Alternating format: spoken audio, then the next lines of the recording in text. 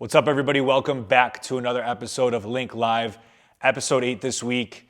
Yes, if you didn't see our disclaimer, we did put out.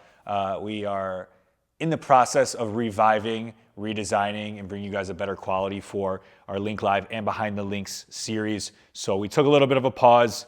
I know a lot of you were worried, but we're back better than ever. And we've been waiting to debut this episode for a little while now, but today we're joined by none other than Jay and Teddy of JP Acquisitions. They are personal friends of mine at this point, but they've been a client with Link Creative for about over a year now. They have seen some tremendous growth over the past year and beyond, and they are just scratching the surface. For a couple kids in their mid-20s, they are light years beyond their time. Their knowledge and technical aspect to not only business in general, but their specific industry within real estate and syndication is really, really ahead of the game right now. So they're managing about over $5 million in assets for their portfolio. They're up to about 74 units, and they have about 20 more units in their pipeline. So I'm really excited to see what these guys and the team within JP Acquisitions do over the next year and then some. But you guys are really going to enjoy this conversation. If you are interested in anything real estate, business, entrepreneurship, need some motivation, this is going to be the video for you. Super excited. Again, Jay and Teddy, thank you guys so much for being on. And without further ado, let's hop into today's episode. First of all, welcome back to another episode of Link Live. Episode 8 here underway. I've been getting a lot of chat. I'd say, when's Jay and Teddy coming on? Teddy and Jay, they're always around. You're going to have them on the podcast. So I finally felt like it was an appropriate time for us to sit down. I'm kidding. All jokes aside, thank you guys so much for doing this. It's a pleasure. For being it's a pleasure. Here. We're going to get into their story, these two guys, and what they're building within JP Acquisitions, soon to be JT Acquisitions. They're rock stars. They're building something that does have and is going to have some very real enterprise value. So I want our audience, our viewers, to get an understanding of that and what it takes to get something off the ground. So we've gotten to know each other a decent amount over the past year or so now, I'd say. But I want people to understand we're going to take it back like we always do with these conversations, get an understanding of your guys' upbringing, interests. There's obviously a story to be had with your guys' relationship, how you guys met, got into business. So we'll go through that. And then we're going to talk everything JP Acquisitions and what's going on. So however you guys want to start it off, but let's go through the inception story. I mean, I'll start. I mean, ever since high school, like my dad, even before then, my dad had always told me, you're going to take care of our family. And he'd put a lot of pressure on me as a young kid. But I never looked at it as pressure. I looked at it like I was blessed. I felt like I was always a leader growing up. I always had influence. I was always able to lead people in a certain direction. And I never abused that, and nor did I feel any intent to. So I was always looking for a way out. I was going to take a very traditional route, get a nice job, start franchising. And then I realized very quickly, this is not what I'm looking for. And then I had to ask myself, what am I looking for? And even as humans, forget business, people don't even know who they are every day, So I took that time to really understand who I was, what my strengths are, what my weaknesses are, and took a moment to really accept that about myself. Yeah. And then after I decided that, I had to find a vehicle that would best fit my character personality. So I was looking for two things, which is scalability and sustainability. I'm not an innovative person. I'm not a tech genius, but I know that I can build systems. I can manage people. I can lead a team.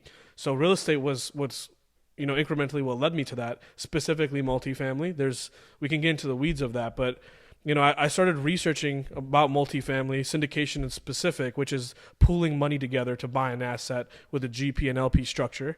I started investigating everything I could. I read every book. I watched every podcast. I would cold call a bunch of mentors until I finally stumbled upon one. But that was a 3-year process, and along the way I met Teddy. Teddy was into stocks. I was some kid that, I'm 2 years younger than him. So he's like, who's this kid that thinks he's going to go buy an apartment building? And then, I really though I speak with conviction, I speak with passion. So I was able to sell him on that. But Teddy is a hard man to please. So pause. So I had to find a way to really convey the message to him, and eventually he saw that we had some momentum, and from there we got our first deal. Without Teddy, there would be no progression, because I could have easily gone to where I wanted to be, but it couldn't have built out to the way that I wanted it and the way that I wanted to represent our brand and who I really am. And he's helped me unlock that about myself. Even from a personal level, he's been able to influence the way that I dress, the way that I communicate, the way that I carry myself. Not to say that I wasn't professional, but I stemmed from the growth of where I came from, and I really held on to that. And he basically told me, like, dude, like, you have so much potential. Mm-hmm. There's a characteristic in you in which you're holding on to. You need to set yourself free from that and not worry about the repercussions to really grow. And it was a liberating moment. And from there, I was able to really unlock my mind to a deeper level that I never thought I could achieve because of Teddy. And then obviously he has all the efficiencies that I lack, so we knew that we were a perfect fit.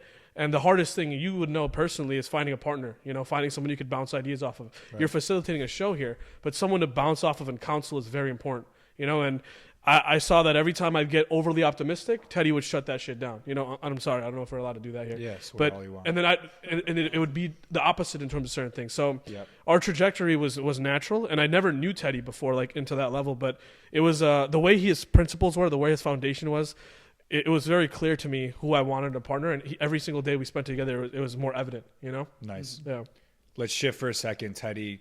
Talk us through a little bit of your upbringing, sort of some of those early things that maybe influenced you throughout your childhood and kind of led you down this path. Yeah, I don't think I could talk about it properly unless I give credit to my pops. So, my family comes from a communist background. They would literally be cooking in the bathroom. So it's like, that's how bad things were, bread lines, all of that. He was homeless for a long period of time, ended up being a successful entrepreneur in his young 30s. He had to stop. He didn't have to work a day in his life anymore.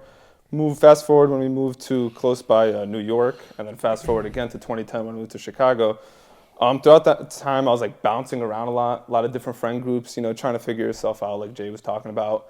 By the point where Jay and I met, it was at ABT Electronics. I still remember the very first day that I was sitting there waiting for an interview, and Jay looks at me, and he recognized me. He's like, "Yo, Teddy, like, how you doing?" And I'm like, "Oh shit, what's up, Jay? Like, how are we?" knew of each other, right? We went to the same high school. Yeah. But around that time, as Jay had said, I was managing some money in stocks for people. I thought I was going to open up some sort of hedge fund, like money management, right? And that was my idea. To this day, now we really do manage money. We manage a large sum, which is really nice. So I guess at the end of the day, I got what I wanted, right? But throughout that time, it was evident after 3 months of back and forth hard head arguing, right, that he got through my thick skull. He goes, "I'm trying to buy apartment buildings." I'm like, "Dude, you're crazy. What are you talking about? You're not going to buy an apartment building. Not now. No way." But before you know it, this guy has so much conviction, so much confidence. And I think that's one of the things that I learned most from Jay, just the confidence and the conviction to have in yourself, right? And so during that time, I kind of figured out I was really technical, was good with Excel, lacked the people skills that he has. He certainly is. This man and his words is like, I tell everybody, I'm like, this dude his ability to talk is God sent, right? It's God given. I don't know how he does it sometimes, and he convinces anybody of anything. And that's the most what I've learned from him. And so together we partnered up, and that's because I take a lot of the technical side of things, a lot of the backbone. He takes a lot of the upfront when it comes down to talking to people. Nowadays, we're kind of intertwined in a lot of ways, right? Just because we work so well off one another. After 3 years, you learn so much about somebody, right? So when we approach a room, the way we carry ourselves and navigate a room, we're just in sync at all times, which is one of the greatest aspects of being together at this point in time, right? Right. And I honestly wouldn't trade Jay as a partner for anybody else. And honestly, credit to our whole team. Yeah. Our whole team is absolutely amazing. We're all friends now, right? So Jay and the rest of our team were friends prior to me joining on, right? So at first I felt like a little bit like an outsider. Sure. But at this point in time, when you go through hardships and you have problems that are thousands and thousands of dollars, you built this connection. And it's been an incredible journey, an incredible connection. We've learned so much off one another, and our team continues to grow also, which is amazing. Great. I want to rewind it back a little bit. So what did you guys say? What JP Acquisitions now is about 3 years old in concept to date, essentially. Mm-hmm. How did you know syndication specifically was going to be the vehicle? Because especially right now, there's so much content online about real estate investing, commercial versus residential, this and that. So Where did that come from? And when did you have a concrete vision and idea into, okay, this is the path that we're going to take for that? I mean, honestly, going back to my childhood, we never had money. Teddy shared a little bit of his struggles. Like, to this day, there's 8 people in my house with 2 beds. My grandpa sleeps on the floor. Right now, like, it's chaotic. So I was always looking for a way out. I had no family money. The only way I could raise money to buy an asset was through the process of syndication. So I had really no choice. But like you said, it's a very saturated marketplace now. And when I first started watching those videos and learning about it, there's only a couple people. One, the most famous person who's still the most famous today is Grant Cardone. And I saw myself a lot like Grant Cardone because I'm not the brightest guy in the room. I don't give myself enough credit, but I know I'm nowhere near as smart as Teddy is, and I know that about myself. So, but I know the qualities that I did have. But Grant would be writing on a whiteboard, just like the one you have there, and make mistakes with simple math. So I'm thinking, this guy's a big portfolio. I could do exactly what he does and be actually more professional because he kind of carries himself how he carries himself. So we were kind of backpedaled into syndication, but raising money was the only way that I sought to get into this game, and that was the hardest thing. I mean, even to tour a deal, like you said, it's very saturated on social media. I'd like to challenge anybody who thinks that they're reading. I've had tons of people that reach out to me that'll take this mentorship, do this, pay $40,000, $60,000 for a mentorship. I didn't pay for any of that. I have applicational skills. I have balls. Yeah. If I read something, I'll go do it. Other people don't do that. They're gonna wait for another. The best analogy that I like to give is you can have the driver's ed book memorized. That doesn't mean shit unless you step on the gas. So I'd put myself on the gas first and learn as I go, So I would challenge anybody to do that. But the syndication process requires a lot of uphill battle. Brokers are not going to give you a tour of $1 million asset unless you have proof of funds to your name. I had to, at 19 years old, I got a group of young guys that were working at Google and like Ivy League school graduates, and they were like 5-6 years old, older than me at the time. And I got them to send me $50K each, and I had $300,000 to my name, and I used that piece of paper to tour deals. So this syndication stuff is very sexy. It's easy to market for a coachable program where you're not actually going to profit off the investment. You're just going to be another person of numbers, Sure. So I knew. The thing about myself is, even though I can say in a room full of people that I'm not the brightest guy in the room, I have what it takes, and I can look a person in the eye, and I know I'm going to smoke them, And I saw that same thing in Teddy. I could see you through your eyes and know that you ain't shit, When I saw that in Teddy, I'm like, we need to work together, So once we had that foundation of capital raising, you have the whole back end, which matters to banks, to investors, to other people that are third party, whether it's a reporting group that you have to report to in terms of an appraisal, in terms of insurance, in terms of institutional equity that you want to have meetings with. That whole foundation was built by Teddy, the entire thing. Our CRM system, our investor portal, our asset management model, our property management model, everything was built by Teddy, So it was very clear at that moment that if I brought this piece of the business, he would be able to elevate in that same regard, and you need both puzzles for a harmonious future, Right. 100%. And I think to Jay's point, I mean, while I may have built the backbone, it's like you need the relationships. And how many times you hear like real estate is a relationship business game, Sure. Right? So with Jay on the front end, curating those relationships, talking to people, networking. He's like a networking god, right? And so he builds those relationships, right? And the confidence also stems off the backbone that I provide. That's not to say that I can't talk to people. It's just not my personal preference, right? My natural personality is to build those the systems that he talked about. But what I loved about real estate, and I think one of the reasons why we both got into it, like you said, you got Grant Cardone drawing up these equations, these simple, super easy equations, and still messing up. And he goes, man, I could do this, right? Yeah. And what I love about real estate and what we both love about real estate, it's a simple game, right? You got rental income coming in, you got your expenses, you got your debt, and then boom, you're at the bottom line, right? It sounds simple, but in actuality, when you got to go and actually pivot through a business plan, make sure, and on our end, when we're doing our internal property management, to do that and to curate those systems, to talk to the tenants, to build the confidence to do all that is incredibly challenging. But we've been able to pivot through everything and do it all. Sophistication is the ultimate form of simplicity. So whatever seems simple, if you want to add scale to it, it's going to inherently come with complexity. And with Teddy, he's saying the confidence came from the backbone of the relationships. I can speak to the relationships because I have the backbone of Teddy. It reassures it. It's a circular pattern where I can build confidence because I know my back end is straight. Right. He can talk to people because he knows I can close, or his back end is straight because he created it. Right. Well, it's clear, and ever since I've known you guys and understood what you've done, you guys have the support system and fallback of each other very figured out. Present day, right? You guys are sitting on 74 active units, another 20 in the pipeline. sounds crazy. Yeah. Probably when we met, we were less than half of that. Maybe. Like 24. Over 24 when we met. That's crazy. Yeah. So that's over 5 million in assets under management. Yeah. Probably by the end of Q2 is going to be closer to 7. Yeah. Hopefully, I know it's going to happen. It's going to be a lot more than that. Let's talk about though. Like, there's so many different steps, so many different obstacles it took to get to this point. And I'm sure if you guys I asked you guys this, and same to me, you guys feel like you haven't even scratched the surface yet, haven't even gotten started. I could resonate with that, but I am a massive relationships person, obviously. I want to talk about some of the early challenges in starting to raise capital and the obstacles you guys went through, people not taking you as seriously, age becoming a factor, things of that nature. What stories come to mind when some of those early funding, raising conversations and meetings started to happen? I mean, at the time, like when we first started, I was 21. I'm 24 now. So I'm 21. I'm getting a meeting with everybody's uncle, father, father's friends, uncles, brothers, sisters, doesn't matter, you know? When I first started, this was a full circle moment that, we know that group I talked about, I raised 300 grand from those guys that gave me 50 grand. There's one guy that I met at a park during COVID, and I just, went through paper napkin with the notebook, and I walked him through the deal. And he was really straight up with me but he did his own investigation. A couple investors have done that.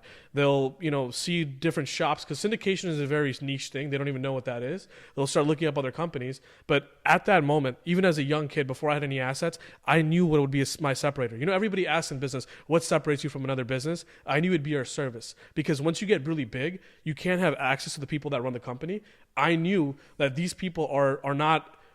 If these people were already sophisticated or accredited enough to get those deals from institutions, they wouldn't be talking to me. But they're not in the funnel, Right. So if they wanted the same investment that I was providing, they'd have to go through me, or they'd just be a little piece in the puzzle for a big company. And these people need reassurance. So I knew the people I was talking to, that they would want that service component where they can always ask me a question, always call me. Every month when we send an investor update, I get a call all the time, But that, you become untouchable when you have your investor relations guy talking to this guy. And we're never going to lose that, and we made it very clear. So that guy told me when he invested in our most recent deal, he's like, yeah, I'm straight up. I looked at a bunch of shops, and that was the main component. So early on, it was the credibility, because it's like, this guy knows what he's talking about, but anybody can know what they're talking about. Yeah. Anybody can read and regurgitate information. If I don't know anything about Link Creative or about marketing, you can sound like a genius to me. I don't know anything, So, but the way that I spoke about it gave them an itch to dig more, Sure.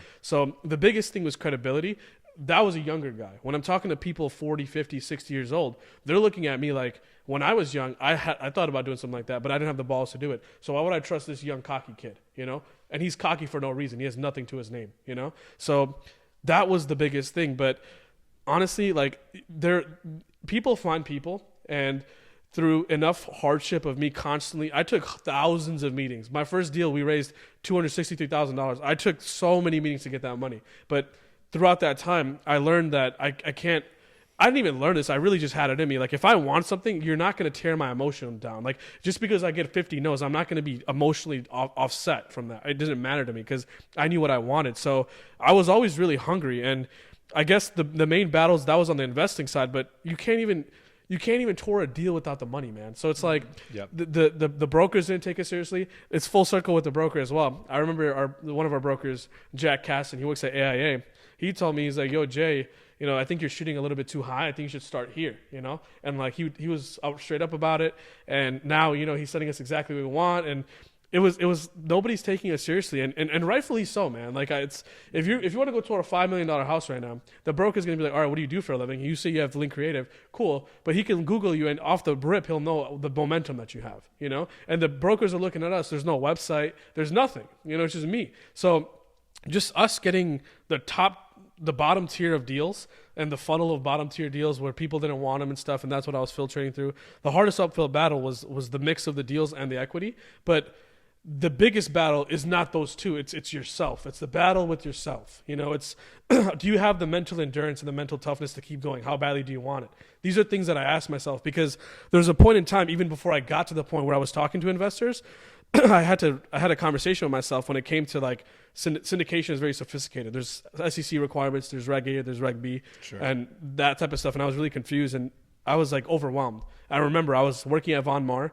I was listening to a podcast and I took the AirPod off. I was like, dude, like, are you really built for this? You know? And that moment I made a decision. I was like, dude, you're not going to settle and you're going to let all your family sacrifices go to waste. And I can't live with myself for that. And from that day, I signed that contract with myself, and it didn't matter to me what the uphill. I made that decision, you know. And so all the stuff where brokers gave me trouble, equity gave me trouble, it didn't matter because I won the battle with myself. And I think that's the key. Before you stem to what other hurdles you're going to have, that battle with yourself is what you have to figure out. You know. Right. I will say a lot of people, they have what it takes to be an entrepreneur, but the thing is they need a partner, they need somebody alongside them to go ahead and bounce those ideas. And so they're not in like an echo chamber in their own mind, right? Because it's so easy to get bogged down by these thoughts and bogged down by negative feelings and whatnot. And so when you have somebody to bounce those ideas off of, it's like one person may be feeling down, but your partner's feeling up. So they raise you up and it goes vice versa. It's a stepping stone, it's a ladder, right? Yeah. And it's like, I think that is so absolutely critical. And I mean, respect to any solo entrepreneurs that scale, huge. But if there's anything I realize, having a partner is such a huge thing and it's a big key. Right, but to speak onto the investor side of things, I think what we realized really early on is like anytime an investor had a question or you could see something in them that we were missing at the moment, we had to work to build that right away. So when he was talking about, for example, like the website, boom, built the website right away, right? Get a sophisticated logo going, start marketing with you. We started marketing really early on, like at 24 units we started the marketing, right? And now we're seeing this investor funnel just blow up at this point, right? We're having people reach out to us now in order to start making these equity investments, which is absolutely crazy. So it's a full circle moment that way as well. But honestly, that goes a long way though. The branding. At first, like we talked about this early, I don't have a car shop. I'm not going to see conversions to allocate how much link has been impactful to me. That's not present. But the amount of people, even my investors, like they'll see us on Instagram. Oh, you guys are pre-leasing units? Like I don't see that in the investor update. I'm like, well, there's no reason to because it's a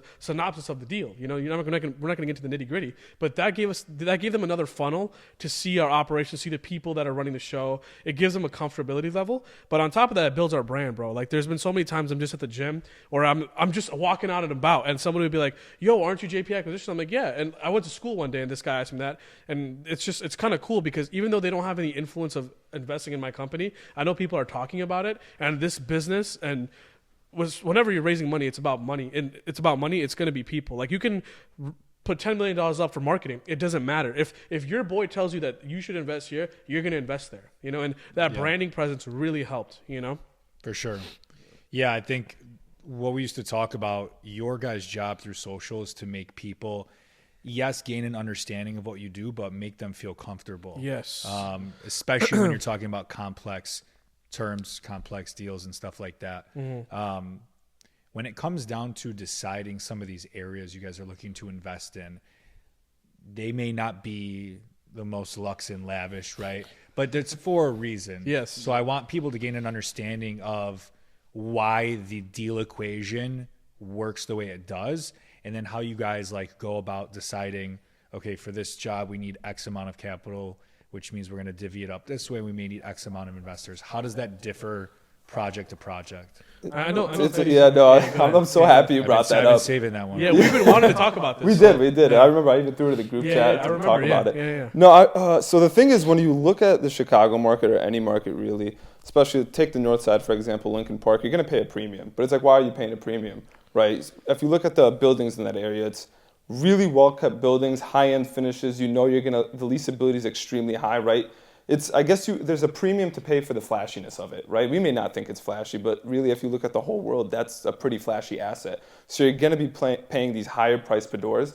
And when you jump into the numbers and you look at the numbers, nothing ever really makes sense.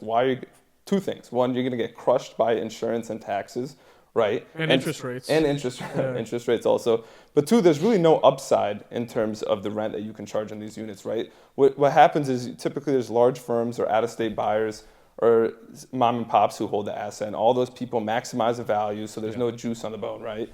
When you go over to the west side, and I'll tell you exactly what we target, we're targeting these tired landlords. I mean, people that we bought our 38 unit portfolio off somebody who's 80 years old, right? He's like, I'm just tired of this. I don't want to deal with this anymore. You're not dealing with the most sophisticated tenant base, right? Sure. And there's a ton of headaches because they're older buildings and they're not kept up very well, right? So you're going to be paying that lower price per door. What we do, and we found our Blue Ocean strategy with our first acquisition, the 8 unit, and it was full Section 8, right? And we realized, we stumbled upon it, which is the beauty of it. We came in there and we realized, okay, we can go ahead and just submit rent increases across the board. Submitted them and we're like, holy shit, you can get these crazy rents, right, that you can get on the north side, but on the west side, and you're paying a lower price per door. So on one end, you're paying less per door, you're paying less for the asset, but you're getting higher rents than the north side, right? Mix that up with the fact that we manage our own properties. So then now you have even more efficiencies because we can choose whatever we're targeting or whatever we're paying ourselves on the PM level. And typically at the start, we didn't pay anything for our property management because we had to prove ourselves. So nowadays we're targeting anything between like 75 to 85 a door. Average rent we figure out is right around 950 typically for every single asset. Our portfolio is 875 average rent, right? And now because we have all our assets are literally within like a 3-minute drive max of each other. So we know exactly where expenses are going to shake out. We know we have all our contractors ready. So when we're plugging in the numbers into the system, it's gotten to the point where it's really cookie cutter. And almost every single deal on the west side pans out well. But the reason why we don't, for example, go on the south side or areas that are a little bit more difficult is because there's inherent safety concerns in there, one. But two, we also can't really afford to go all the way out there from the area that we're operating right now. I think a summary of this is the houses in Lincoln Park or the assets that are in nicer areas, it's all a proponent of risk, right? And the risk is measured by the certainty of the building. If a building is amazing, it's structurally great, the tenants are great, the finishes are outstanding, there's less risk in the deal, so there's less reward. As a real estate rehabber or syndicator or someone that's forcing value, there's 2 types of ways to make money in real estate: forced appreciation and market appreciation. Market appreciation is less risk, less reward. Let time do its thing. We force our appreciation, which means we're not going past the market. In Lincoln Park, if you buy a building and the rents are $3,000, they're not going to go to $3,500. But we're buying a building where the rents are $1,000, the market's at $1,700. So we're forcing appreciation by getting an outdated asset, dealing with all the deferred maintenance, all the headaches, all the components of the building being older, fixing those, and we're forcing the appreciation by creating value because this was a neglected asset. You know, somebody that bought a building 30 years ago that put X amount of money into it, like you said, the budgets of it, he's not going to have that budget for the duration of the deal. So once he cannot no longer sufficiently handle the asset, there's an opportunity for the next person, you know? Got it. So it's very simply put like that. Another reason that we invested in the west side and not the south side is density. When it comes to the overall population, when you're in the south side, there's a segregation. Whereas with the west side, Oak Park is right next door, you know? Humboldt Park is right next door. If you go more west, you're in West Loop. If you go more... It's very simple. The density is there to match the job. Like, it's like a suburb. Morgan Grove, Niles, it's all a conglomerate, you know, where the populations that work in Morgan Grove might live in Niles. So a lot of people that work in Oak Park live in Austin, you know. So the density reinforced that also to the investors of the stability of the job growth, population growth, or even just the stability. Even if there's no growth, you know there's going to be density there. Right. You know? I will also know one last important thing. There's a real big difference versus if you're buying an asset yourself versus if you're a team and you're a syndication company like us. Because at the syndication structure, you have to split your profits, right? So there has to be enough meat on the bone to actually serve the profits of both parties involved, right? Your investors as well as us. Versus if you're a single investor by yourself, you're taking care of all the profits, right? So you don't necessarily need a deal that has a ton of juice on it if you're fine with collecting, XYZ percent, which is honestly typically smaller than what we can even give investors, right? So let's say in this case, you guys secure a new deal on the west side.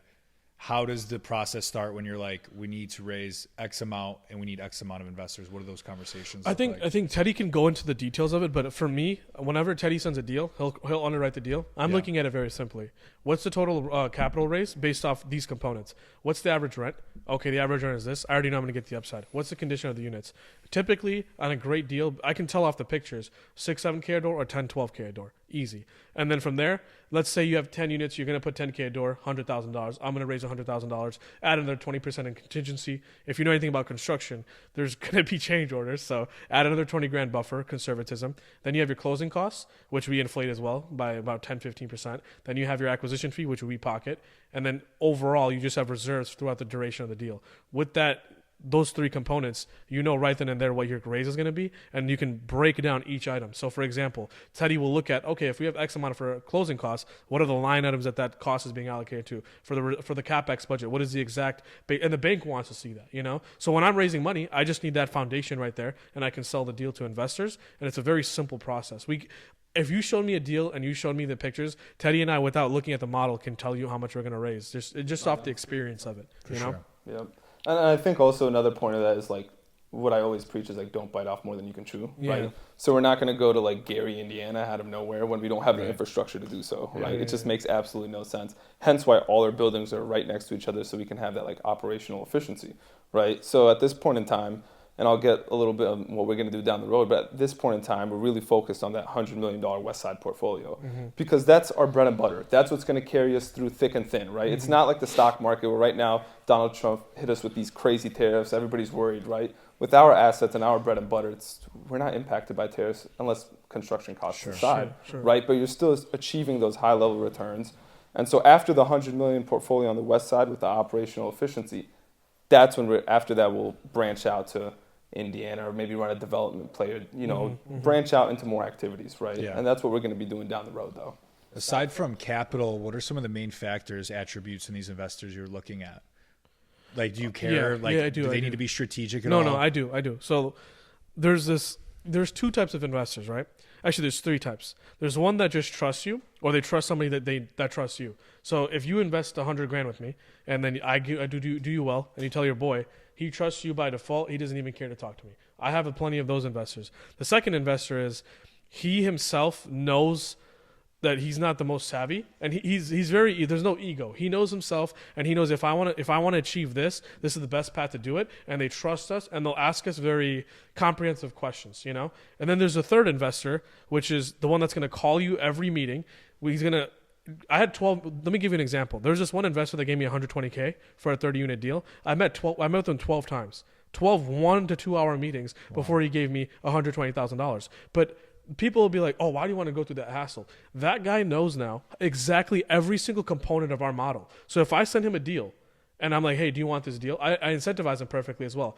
If you gave me $120,000 this time and I give you your money back, I double it or I triple it. Now he has incentive to tell his friends. So I'll simply be like, hey, if you can raise me money, I'll give you a percentage of my cut. So now if he met with me 12 times and he knows exactly what I'm going to say, he can go do that work for me, get those investors for me, and now I just cut him a check. It saves a lot of time for me. But I'm willing to, exactly, and I'm willing to bear that headache. The headache I'm not trying to bear is the person that half-assed, like off the hype of our branding, decided to invest with us, and now he's calling us. His financial situation wasn't straight. Now he needs money. I can see, like I told you before, I can see through your eyes, and I know if you're legit or not. Those people I don't entertain. If there's someone that's looking to get started and that sees us as a funnel before they break off into their own stuff, I'm willing to help them. But those three people, I'll entertain. The first one is very risky, where I mentioned someone trusts you, but it's all about relationships at the end of the day. I trust you. So I know if you're going to get me someone or you're going to raise money for me, I know you're doing the upfront battle of preaching what we do and preaching your reassurance in us. So where that guy's not going to come after me, he'll go through you. You know, that's the biggest thing. I can't have a triangle. I just need a line, you know? What's the average? I want to add one last thing. The thing is, it's like we never want to lose touch with regular everyday investors. Yeah. Because what typically happens is a fund or a syndication shop will get so large, they're like, well, now I need to raise $2 million, $3 million. They're not going to cut, $100,000, $10,000 checks, right? Yeah. They don't want to deal with that anymore. Right. They want to deal with people who have a lot more money to their name, who are making, $400,000 or $500,000 and can throw in $200,000, $300,000 into a deal, right? I think one thing we never want to lose, though, is the ability to create generational wealth for people who are not, don't have access to those high-level operators. That's why we have a family business as a slogan, because we still want to provide that service, and we still want to see people build generational wealth so long as they want to build alongside us, right? Yeah. So that's something that I think down the road we're gonna have to have a conversation and try to navigate too. Absolutely. I was gonna say, what's the average timeline or cycle of a payback in this case? Yeah, I mean, the first two deals that we did, the bank gave me 5-year money. What that means is the loan is 5 years, and the banks are underwriting as a component of risk. So if I say, hey, I'm going to renovate it 1 unit, and I just bought 4 units. I bought a fourplex, right?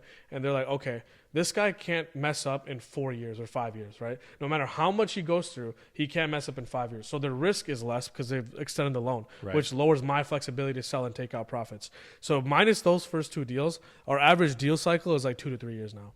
Like 2 to 3 years. So if you every time we buy a deal, the first deal is more so getting all our tenants phased out, then implementing the new, doing the construction, implementing the new tenants, and then you have to have a T12, which is a trailing 12 financial. So that other third year is basically just showing that, hey, what we've done with our business plan is sustained, and here's the proof of a year. So typically, our business plans are 2 to 3 years. What really matters is IRR, which is internal rate of return, which takes the time value of money into account. So if I give you if you give me $100,000 and I gave you $300,000, that sounds amazing, right? But if it took me 30 years to do it, that's not amazing. So that IRR number will easily allow investors to see how efficient a deal is with the time value of money. And our numbers are through the roof. And that's why we were able to attract lucrative capital groups that want to partner with us. But it doesn't have to do with the timeline. Like the group we just partnered with wants to hold these buildings for 30 years. So it's all inclusive of the IRR. The people that are very new, the people that are trying to flip a coin and make $1 million, I don't even entertain that. Right. I'm in it for a long-term wealth creation method. And if you're not thinking long-term, then you're gonna. I don't mess around with fads. I don't do that stuff. Right. So I already don't want to talk to you. And I think when an investor steps in, Chill. what an investor can expect from the get-go is like you're running your business plan. Let's say it takes you 12 months, right? Yeah. So you're not going to have the craziest returns for 12 months. I'm taking all this money. You got vacancies. Half the building might be vacant. You're renovating units. But what happens in the case of our second acquisition, the 16 unit, is we went from right about, you cash flow maybe $1,500 to by the end of Q2, we'll be cash flowing anywhere between $12,000 to $13,000 a month, right? So just astronomical increase. So those investors in the front, they may have been like, man, I'm not really seeing much. But then when we go ahead and we send you a check that literally covers 1 year of the missing cash flow payments, they're like, okay, this was all worth it. I want to dive back to what you said. That's a very important point, right? These people don't understand how a business works, right? Especially real estate. So when they're like, oh, there's only 2% cash flow or no cash flow year one. They're like, why is that? I'm like, because we're saving all the money. Instead of me giving you $500 to $1,000, I'd rather use that money to expedite our business plan, right? So that's the hardest thing to explain because they're so scared already. They're like, you guys are going to kick out all these tenants? You guys are going to transition all these tenants out, and now what happens if you can't make the debt payment? What happens if this? What happens if you can't lease it, right? So like that mix of a model, and anybody can plug in a model and say, this is what we're going to do. Yeah. That's what they ask. That's what these investors ask. Like, how do you know you're going to lease it? How do you know you can do this? How do you know you can do that? And all we do is provide the market data and based off previous performance, and that's how we reinforce it. But honestly, there's no real, if they really like you and they're really bought into you, they'll invest with you. But the only way to dilute that is through your productivity and through your growth of your branding and obviously your portfolio. Because then that question is minimal to you and Right. they're reassured, But that piece, it's very hard to get past, especially with a shaky investor early, Yeah, For sure. and I think we're building more and more confidence now, right? So in a 6-month period, we did up close to 30 units, right? And I'm talking about full cycle. So you cash for keys, tenant leaves, you renovate the unit, you plug in a new tenant. It's very with hard to Section do that, 8, by the right? way. Which is Very extremely hard. hard. And Yeah. it honestly takes so much communication. It's just constant on the phone calls or text messages, right? So we built a lot of confidence there. So much confidence that now we're even accelerating on our next deals, right? And by accelerating, I mean we're getting even more aggressive because we realize we can do so. And one way when they say, oh, maybe you can't make debt payments, what happens this and then, it's like, it's all built into the model. We've raised the money up front. We've seen all these angles. The angles that you're looking from, we've thought about 100 times over. And we have the experience to that's an talk important about thing. that. So when you're talking about the capital raise, what we've amended now is if we have our 12-unit building that we just bought, bro, we can finish that in 6 months, Before, we'd be like, this is going to take us 3 years, But now it's like, all right, let's phase out all these tenants. Let's raise the money for a contingency, not for the construction, a contingency for the debt. So we're assuming if this building goes vacant right now and we have 12 months to renovate all units and lease them, we've raised that money up front. Because what we can do is instead of extending the business plan to another year, we can raise a minimal cost of that up front and then just have the savings roll in and you expedite the business plan and it's taken up front, which allows us to have more confidence and it allows us to be more aggressive.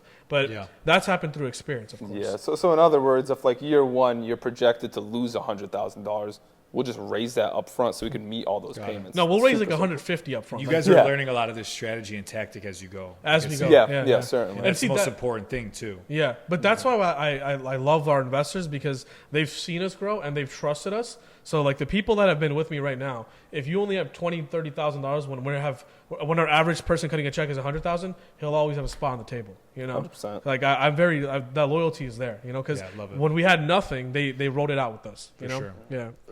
It makes a lot of sense. It takes me to my next point too, shifting gears a little bit. I'm sure you guys would say this for me. You guys are probably nothing without the team that surrounds you and the individuals that support you guys. Yeah.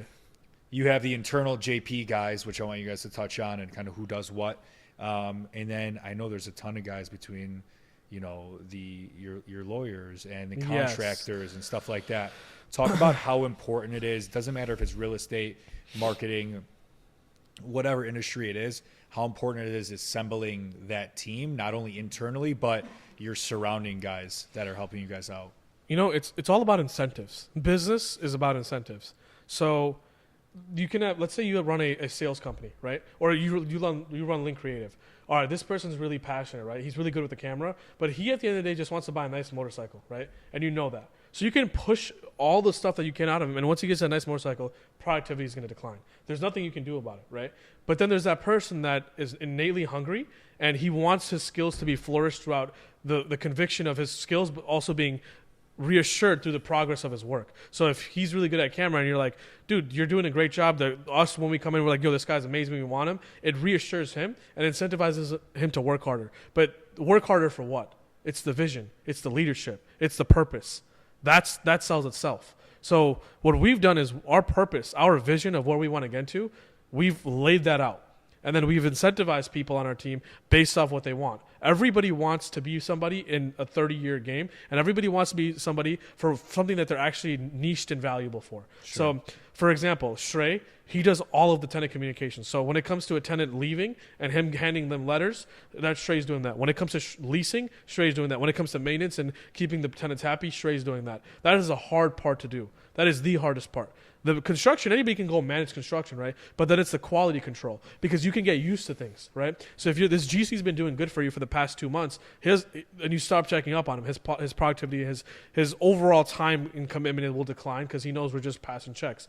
George does a great job of quality control, where he's on top of our guys, our vendors, and he's able to, in an emergent situation, pull vendors from a Rolodex, which we've built. And the Rolodex that you've mentioned is different from the business side and then the operational side. Yeah. So George is empowered with that fully, and consistently, time and time again, he's getting outlandish quotes. Michael does that as well. Michael has a construction background with his father, so Michael's running all of our maintenance, running all of the stuff that George can't do in terms of physical, adaptations to the building to make the tenants happy. And then Shiv and Deep, those guys help a lot in terms of capital raising, because those two are mainly are pieces where they're external to our company in the sense of they don't have to be in the operations, but they're Rolodex of people that they know and the amount of people they influence every day. For example, Shiv has a Rolodex of a lot of people that he can talk to and gain money from. Deep has a lot of influence because every day he's cutting hair. So he's meeting high net worth individuals, people that are working, making $100,000 a year. So that's always being planted. And then the dynamic between us two. Teddy and I are always, back and forth, and rightfully so. And it's never egotistic. Like, if I believe this is green and he believes this is blue, we'll really believe that. But Kush will come in and be like, dude, it's this color, Yeah. And there's no more arguing between us. We respect Kush on that level where, facilitating a decision where both parties are coming to a common goal and want the best for that common goal, for the mission. But we're missing something. So Kush will come in and analyze everything from top to bottom. He'll talk to people on that are on the operational. Like, yo, you should go out and talk to this guy. He's feeling like a little down. He's not being he'll be our ears everywhere, and he's uniting the team on the back end. He's having little conversations with everybody in the team, gauging how they feel, if they're down, if they're up, and he's able to relay that over to us when we most importantly need it to make a decision, But when it comes to the back end of things, we had a lawyer, that our first ever lawyer, our real estate attorney, and then we had then we had an SEC attorney, and both of those were in one shop. So those guys were charging us outlandish numbers, and we didn't know any better. Like, how are we going to know any better? Because this is our first step into the game. So we don't know any better. We're just paying the rate that they pay. Terrible communication. If I call them, they don't answer. If I text them, they don't answer. If I email them, they don't answer. All that stuff. Through my mentor, I was able to get Frank, who's our lawyer now. Man, That guy is amazing, you know, and he saved us thousands of dollars. But on top of that, he's given us critical advice where we'd be nowhere without it, you know. And the biggest thing is the relationship, because I remember we had something going on recently, and I was like, hey Frank, if you need to bill me for this, you know, it's fine. He's like, Jay, we have that relationship. You're a close friend of mine. This guy's like 60, you know, but he's like, you're a close friend. We're friends. Like, you don't have to worry about that, you know. Yeah. Juan, our CPA. His average client is cutting him $100,000 check. We cut him like $5,000 last year, you know? But he's like, you know, I'm betting on you guys to be where you're going to be in 5 years. I'm like, 5 years? That's kind of disrespectful. You know, I think we can do it. You know, I said that to him. He started laughing. But everybody that we have on our team that's a Rolodex on the back end, Matt Bowker. Oh, my God. Matt's getting us insane terms from the lending side. So, like, a lot of it is like, Matt will be like, hey, I have these young group of guys, and they'll want to meet with me. The bank will want to meet with me. So I'll meet with them. I'll have lunch. I'll have dinners, whatever it is, and I'll sell them on it. Like, there's no way. If you put me in a room, there's no way I'm not selling you. I really believe that. Yeah. So to give you an example, our 38 unit, our largest deal ever, we had to personally sign off, like write off and guarantee $2.1 million, right? We only qualified on paper with all of our net worth, all of the people that we have signing off, $1 million. There's $1 million of collateral that was unsigned off on, but I had like 6-7 meetings with a guy, rest in peace. His name is Brian England. He died. He took a chance on me, man. And I was able to sell him, and like that type of stuff doesn't happen without great people. And people meet people, you know? So if you're putting out the right energy, you're putting out the right product, you're putting out the right utmost effort every day when you wake up, the energy will naturally gravitate towards itself. I think also we look for other people who have the same morals and principles as we do. Yeah, so truth is definitely one, constant seeking of education, trustworthiness. And these three things, honestly, is probably the biggest things of what we look in the people that we work with. He's right. Yeah. But the thing is, you naturally outgrow people, right? So one GC may be good for right now, but when you go ahead and that person can only handle, call it 10 units, now suddenly you got to handle 50 units. It's like, I'm sorry, we're going to have to outgrow you, but we respect the relationship always, and we'll continue to use and be respectful to somebody else so long as it makes sense to do it at that point in time. But one thing that's kind of going to suck naturally as growing up, you know, you have to let some of that dead skin kind of burn off, right? Yeah. Let some of the trees kind of die out, and then go ahead and switch out to new people. But the thing is, as long as you're constantly growing, as long as you're respecting other people, that's one of the biggest things. And you show that loyalty, it's just always going to be mutual respect, and we never want to lose that. Like, never. We're really a very principle-based company, right? Through and throughout. Sure. And that's something that we pride ourselves on. Yeah, no, to that point, like, my lawyer and my CPA were going at it one time, right? But they both were talking when I first introduced them about a problem that we had. They first had a small conversation. They both called me like, "Yo, this guy's amazing. Like, how do you keep finding these people, right?" And then we include the problem into the conversation, and now they're going at it, you know. And I'm like, that's what we want. We want that competitiveness, and they're going at it in the most respectful way. I believe I know what I'm talking about. You believe you know what you're talking about. We're coming from different avenues. It's Teddy and I, you know what I mean? But we're coming for the resolution. And even if we bicker, we argue, we fight, it's all out of respect, you know? And that's the biggest thing. And someone that's principled will understand that. The other person that's not is going to get emotional, and we already don't want that, you know? Yeah. That makes a lot of sense. That definitely comes through in the way, like, if people have been around you, the way you guys carry yourselves as like a group and stuff, you could see that. I want to shift gears for a second really quick. Wouldn't be Link Live if we didn't talk about it, but how important has brand social, putting your guys' story out there, been for the trajectory you're on? Anybody could get on social media nowadays, but for you guys to take a gamble, especially when you guys maybe weren't at your most confident, and understand that it was something that was still important for you guys to do, how do you think that's impacted you guys, and where do you think that's going to continue to take you guys? It wasn't even confidence. So, like, we were at a point where financially we were like evaluating it, you know? It's like, is this, like, once again, the car shop. If I have a car shop, I'm doing X amount of sales. If I incorporate you into the car shop, I'm going to be able to measure the amount of business you're bringing me. With you, it's like we're signing up, and you sold it the right way, in the sense that, hey, I'm going to be upfront with you. This is not a car shop. You're not going to start getting a bunch of investors, but you're building a brand, and that brand is going to serve you, you know? And I knew that, you know, and that's why we weren't upset about it. But for us, it was more so a financial decision. Sure. We were already confident, but it was that, you know, you know about it. It's like, who do I think I am to talk about this and this and this, right? Naturally, that's true, that was there, but it still is there, but not as much anymore, especially as we get external validation. But the biggest thing was the financial component, because there was no measurability of the output, you know? But for us, like, you don't know this, this happened yesterday. Joey Tunzi, you know that guy? Yeah. Yeah, so I do. guys like that. He's our appliance guy at ABT. He's like, yo, you know Link? I'm like, yeah, I know his cousin. Like, we're close. Yeah. That type of stuff doesn't happen unless we're collaborating, right? So Joey, who's a very ambitious person, will naturally come invest with us one day. I'll speak that into existence right now. For sure. So when we have all these different people talking and seeing us, it's like the constant reassurance of seeing us puts us into your mind, you know? There's so many influencers that I knew that would do like athletic stuff, and they would stop posting, and then I'd see them in person. I'm like, oh, I forgot about you. But our presence of constantly being there and the way that top of mind, you know? Yeah. And it's like we have real substance. So like, I don't want to talk numbers here, but we only have like less than 600 followers on Instagram. Bro, we're pulling thousands, like 2,000 to 3,000 views a video. And those are loyal people that watch us. And I've not one time asked any of my friends to follow my page, share something. Even the people that I'm close with that in my life, even if they don't follow the page, I don't feel any type of way. If you want to follow the page, you follow the page. But we're going to stay authentic to ourselves. And that authenticity will breed a loyal following in which we can capitalize off of. And this is not like I'm selling something in your benefit. This is a mutual beneficial relationship, you know? Yep. And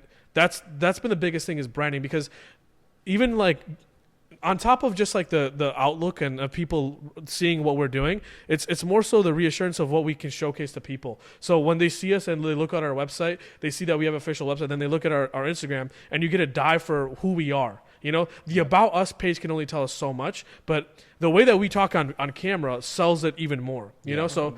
yeah. And it helps you guys are good on camera. Yeah. Yeah, we are a bit of natural. Yeah. I think when we first started, though, what I liked about you the most is the emphasis on like the long-term relationship. Yeah. Because we operate the exact same way, right? And we're like, oh, you know, we were thinking about it, you know, we can go marketing through Lorenzo, we could try to do our own thing. And I'm like, at the end of the day, I'm big on like peace of mind. Mm-hmm. Like if it costs you a peace of mind, it's probably too not expensive. worth it, right? Yeah. And so we realized like, all right, you wanted to build a long-term relationship. We have a story to tell. We value the relationship. It was a no-brainer. It was honestly a no-brainer. And at the end of the day, I think we have big lofty goals, and we're moving at a really fast rate. Honestly, faster than I ever thought. I did too. I didn't think we'd be moving this fast. Same. Right? And so we partnered together at probably the perfect time, and couldn't have asked for a better partner at the moment. And you've certainly pivoted alongside with us, which is another aspect of why we respect you so much. And we've grew alongside each other, right? Because we're both super early in our stages.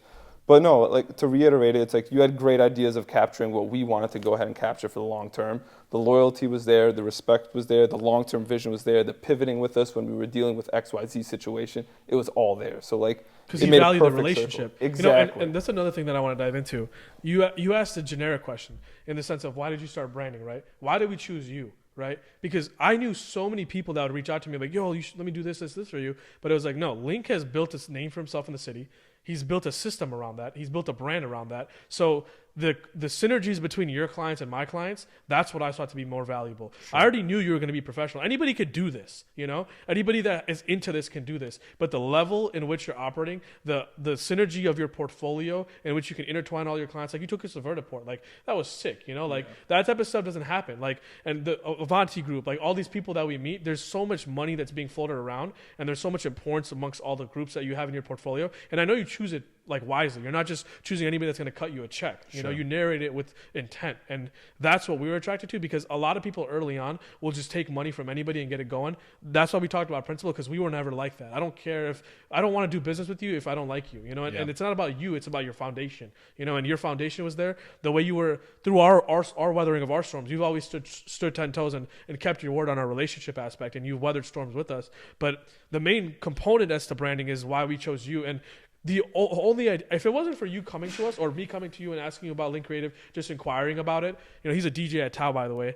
That's how I met him. Yeah, so we might have to cut that part. I'm kidding. But like when I met him, like, and let me tell you something about Lorenzo.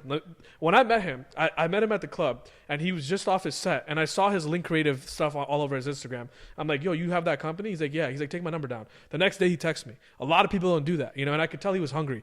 Urgency is the first and most ultimate form of how hungry you are. Urgency. 100%. He texted me right away. We set up a meeting that week. We go to Soho House. Kush is there with me. And sure, I could have explored other options, but it was the way that he set up his company, the portfolio of companies that he chose to do business with, that really reassured it. Because I saw the long-term relationship with us, but it was more so the group of people that you can connect with. You've built a group. You can host events.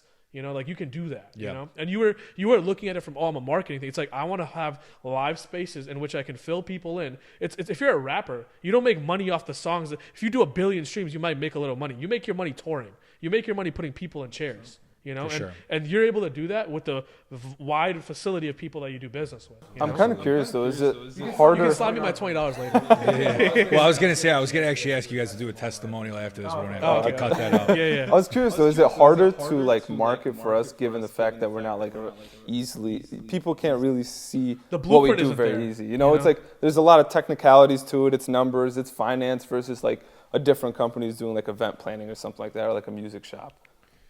Yeah, I think it all boils down to what your guys' intent to get out of it was. You guys were very clear on that from the beginning, so Yeah, that true. helps guide us in the beginning. But yeah, at the end of the day, our goal is to gather traffic. No, but So- he did a good job of that because he would be like, "Hey guys, like, what do you guys want?" And like, if we think about something, if Teddy and I sit down with Kush and like we're like, "What do we want?" Like we're gonna make it very intentional and we're gonna make it clear. But you challenged us to that. It was like, guys, like, what do you guys want out of it? You know, like, and I like that. You know, I like that you put it back on us because how we look at it is we don't want to. We want peace of mind. So.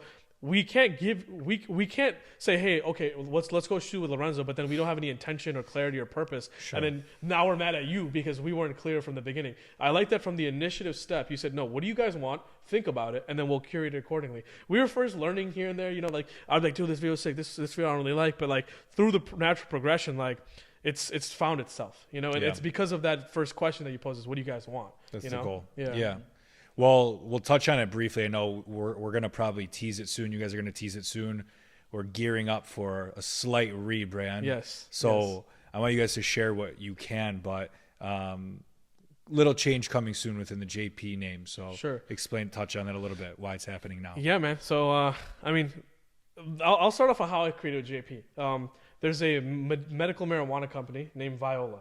It's from a former NBA player named Al Harrington, and his grandma got sick, and you know she was like hallucinate. She would like go blind, and he rubbed like a CBD oil on her. He's like, "Oh my God, God cured me," you know. He's like, "So I named the company Viola because his grandmother had a very beautiful name. My grandmother's name is not like that." You know, we're Indian, you know, so it's not we're in America here, you know? So then I was like, all right, well, my last name is very common as well. My last name's Patel. I'm like, all right, I'm going to do JP Acquisitions, you know? And at this time, I didn't even know Teddy, you know? So that's how I started it. But after I met Teddy's 2 years older than me. This is a personal thing, which I'll share, like straight up. It would make me cringe inside, where Teddy's putting up so many hours. He's treating it like it's his own company. I was like, it makes me cringe that the fact that he has to tell his friends it's JP Acquisitions. It pissed me off, you know? Like, and I have no ego, bro. I don't care. I want to win, and I want to win with the people I care about. And I already know as a team, no one's fucking with us. Like, sorry, like, I don't care about my personal satisfaction or my personal gains. I know if you put my team against anybody's team, we're smoking them. No problem. Like, I'll bet that, you know? Yeah. So, and that's a result of him, you know? So as we started growing and I started realizing when I go to investor meetings and I'm able to raise $856,000, it's because the backend that Teddy created. And aside from that, my mentor told me when Teddy was asking me for equity, I was like, shit, like, you know, I own this company. I asked my mentor, I'm like, yo, this guy wants equity. How do I do it? He's like, very simple. How replaceable is he? You know, it's not how skilled he is. How replaceable is he? Replaceability is a matter of when you leave out of here, who's still thinking about it? Who's still brainstorming? Whose impact is going to be noticed even if their skills are gone? You know, and Teddy was undeniably there. And it was a mixture of both. And it didn't feel right to me to keep the name of JP Acquisitions. It just didn't feel right because, you know, sure, I started it, but there's no exponential curve without Teddy. And, you know, he rightfully so, he deserves his flowers, you know? It was kind of interesting. One day I'm like, I don't know if I think I reached out to you, just random text. I'm like, hey, what do you think about rebranding the company? I don't know if that's how I put it, or if it was about like, I don't know if it was rebranding or if it was like, I'm like, oh, I think I should get some equity. Yeah, One of yeah. that type of No, conversation. this was after equity. He's like, yo, I think we should change the name. And I told him, like, I was literally just thinking about this yesterday. Literally yesterday. And then I Yes. sent him, he's like, Yeah. let's do it right away. Yeah, and I'm yeah. just like, holy See, shit, that's that was the thing about interesting. me, though. Like, how I can get people to buy in is because when I say something, I fucking mean it. Like, Yeah. when I remember we had a dinner with a broker, and Teddy's like, bro, like, I want equity. I'm like, dude, let's do it tomorrow. Right away. I set the email up right away. Urgency, you know? Well, at this stage, right, you got to act fast. Yeah. But we're wrapping up here in a second. I want to end on this. I want you to think back to like when you were starting. There's so many people out there that want to start a business, want to get involved in a brand. They're working a job they hate. They know they should be doing more. They know they can be doing more. What would you tell that person right now? And think back to like when you were just starting. Drop some of that inspiration, some influence for someone. I always say the same thing, and I got this from Gary Vee actually. He's like, try as many things for long enough until you can figure out what the difficulties of that are, and then if you can swallow the difficulties of trying to achieve XYZ goal, doing XYZ thing, then you should probably go into there. But you have to test things out long enough, and you have to test out a variety of things to know what you actually want, right? Yeah. And also a lot of times, actually almost everybody, they spent so little time deciding what they want to do, right? Other people just start feeding things to them. When if you're going to do something and you're going to do it for 40 years, why not take a large chunk of time to figure out what you actually want to do and also figure out yourself, right? Because those go hand in hand. For sure. So I'd say test as many things as possible for a long enough period of time to understand what you're getting yourself into and to see if that matches the character that you have. Because when going gets tough and you're trying to continue going through there, you're going to break. You're going to break. And then at that point, you're going to have to restart again from point A. And nobody wants to do that. You know, for me, you said, what would you say to somebody that's an entrepreneur or want to be an entrepreneur, hates their 9 to 5? Why? You trying to get rich? Because if you're trying to get rich, you're not going to get rich like that. Why are you doing this? Right? For me, I've always wanted to be lead a company. I've always wanted to own a company. I already knew I was going to be rich. That didn't matter to me. I knew regardless I was going to make it in life. But I wanted something, a vehicle, where I was able to set all my skills and exemplify them. In real estate, constant communication, constant leadership, constant pulling people on a string, constant infrastructure in terms of back-end paperwork. I like that stuff. I like legal things. I like structuring stuff. Like, I love that. Like, whenever there's a structural problem in terms of the legal side or the tax side, like, I love that, you know? And the vehicle for me to exemplify my skills was real estate. If you follow what you love, the money is going to come. So figure out what that is first. Because a lot of people, this is the common thing. Oh, I'm going to start dropshipping. I'm going to start Amazon FBA. I'm going to start TikTok clipping. Bro, you're trying to get rich. You're not even going to focus 6 months on something and you're ready to hop onto the next car. Bro, what do you want to do? Why do you hate your job? What do you want it to be doing? It doesn't, and especially with what he said, you're going to break. If you're doing it for money, just because you have a skill set and you think you're good at it, when shit gets real, you're going to quit. But if you really love that, you're going to persevere through any storm possible because you love it. If you want to be a guitar person, if you love to play guitar, and if guitaring didn't work out for you, you're still going to play guitar, you know? So it's figure out that person will be more content than the person that hates his job, but he figured out what he wanted, you know? So for the biggest thing I'd say is, why do you want to do it? And who do you think you are to fit into that role? You see what I'm saying? Right. So you got to figure out where your skill sets are and what you love. And I'm not saying if your skills are not there, you shouldn't do it, because you can build those skills, but do you really love what you do? You know, if you love basketball, I love basketball. I don't love basketball enough to become. First of all, I'm not tall enough, but I'm not. You know what I'm saying? Like, you get what I'm saying? Like, if you love a car, I love cars, right? I'm not my boy that's running a car shop. I don't care about cars like that. I don't care about it at that level, you know. But you have to figure out what you're willing to. This is kind of extreme, but what are you willing to die for?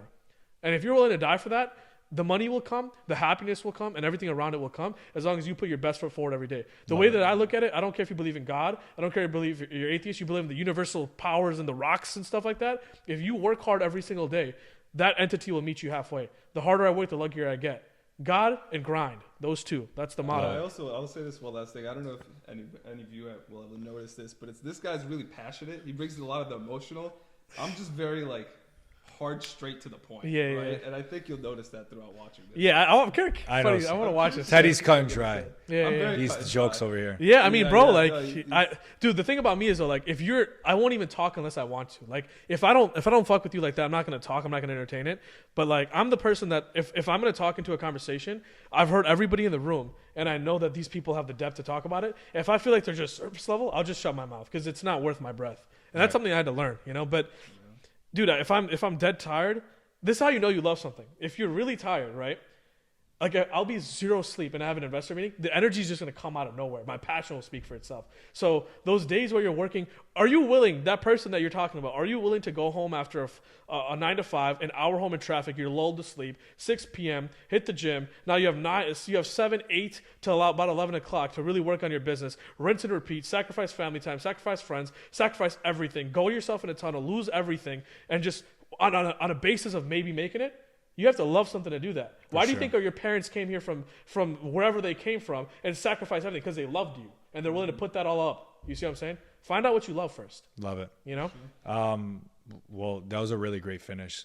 So thank you for that answer. I got you. Really quick, shout out the social profiles and then tell I don't care, common investor, recreational investor, how they could contact you if they want to get in touch and I'll do let Teddy something. do it. Sure. Talking to the camera though. Which one, Donnie? Oh, Both there's of two. them. Talking to the Yeah. camera. So my social is literally just my name, TEDINATI. Instagram, everything is literally just that. For investors, literally, Wait, well, what was that for? what? Was that for the females? Like, what are you talking about? Like, You know a little bit of oh, everybody. okay, You know okay, everybody yeah, can yeah, have that okay, one. He yeah. said shout out to socials. yeah, so but it's all I right. think we're having a business interview right now, but he's trying to get some female You funnels. could throw all your What's personal. Nah, he's stuff. just trying to Socials he's too, trying to though. create a female funnel I right don't know. now. My mind thought personal. All right, go ahead, Anyway, go ahead. or JP acquisition, so JP. Gonna be acquisition JT soon. altogether. So yeah, JT soon enough. I'll let you go talk about JPACQ.com. It'll be rebranded soon, but JPACQ.com. There's an investor funnel. Set up a meeting with us. This is what we love to do, man. I love to talk real estate. If you know what you actually want to get out of this business and you're ready to partner, we're ready to go. Another thing, I want to announce this. We're going to start a consulting wing soon. So a lot of people hit me up and they're like, hey, I want to start this, but I want to do it by myself. We're going to have that outlet for you guys. So if you want to learn to just do it by yourself, reach out to us as well. But JPACQ.com, add JP Acquisitions on Instagram and all the other socials. Guys, thank you so much. This was Thank you. awesome. Long overdue. Link Live episode 8. We're out. Thank All you, right. guys. Thank you.